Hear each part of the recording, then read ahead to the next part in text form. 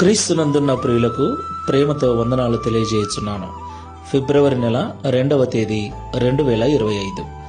ఈరోజు దేవుడు మనకు చేస్తున్న వాగ్దానం ఏమిటనగా సామెతల గ్రంథము 8వ అధ్యాయము 17వ వచనం. నన్ను ప్రేమించు వారిని నేను ప్రేమించుచున్నాను. ఆమేన్. నా ప్రియమైన సహోదరి సహోదరులారా, మనము ఎవరినైతే ప్రేమిస్తున్నామో వారి కొరకు ఏదైనా ఎంతైనా చేయటానికి వెనుకాడం. ఒకవేళ వారి కొరకు బాధపడవలసి వచ్చినా, నష్టపోవలసి వచ్చినా కూడా వారి మీద మనకున్న ప్రేమ మనల్ని ఆ త్యాగము చేసే విధంగా మారుస్తుంది. దేవునికి మహిమ కలుగునుగాక. నా ప్రియమైన సహోదరి సహోదరులారా, మనుషులమైన మనము ప్రేమించే వారి కొరకు అంతగా చేస్తే మరి దేవుడు మన కొరకు ఎంత చేస్తాడు? ఆయన ప్రేమ ఇంకా వర్ణించలేనిది కదా.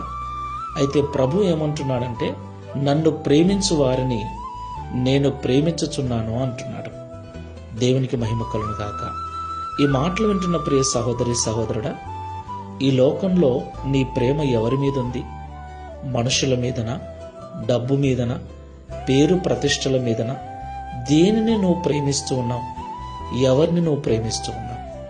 ఈ లోకంలో దేనిని ప్రేమించినా, ఎవరిని ప్రేమించినా అది నీకు ఇబ్బందిని, బాధను కలిగిస్తుంది.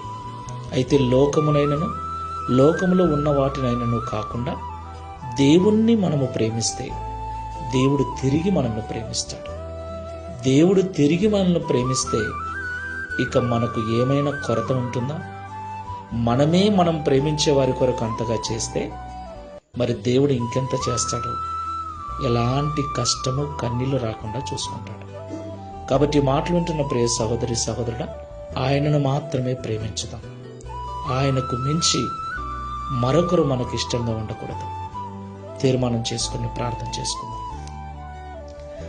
శాశ్వతమైన ప్రేమతో మమ్మల్ని ప్రేమిస్తున్న తండ్రి, విడువక మా ఇళ్ళ కృప చూపుతున్న ప్రభువా, మీకు స్తోత్రాలు.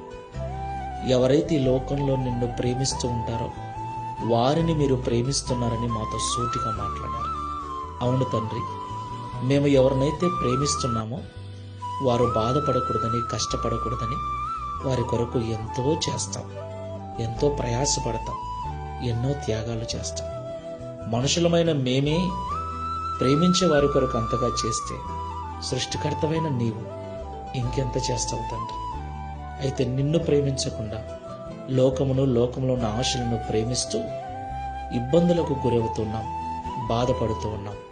ఈరోజు మీరు మాతో మాట్లాడినట్లుగా ఇక లోకమును, అందులో ఉన్న వాటిని కాకుండా నిన్ను మాత్రమే ప్రేమిస్తూ, నీ ద్వారా ప్రేమించబడుతూ సమస్త సమృద్ధి కలిగి జీవించినట్లు సహాయం చేయమని, తద్వారా ఈ దిన వాగ్దానమును మా అందరి జీవితంలో నెరవేర్చి మీ నామమును మహిమపరచుకున్నాను. యేసు నామములో ప్రార్థిస్తున్నాము తండ్రి. Amen. Praise the Lord. God bless you.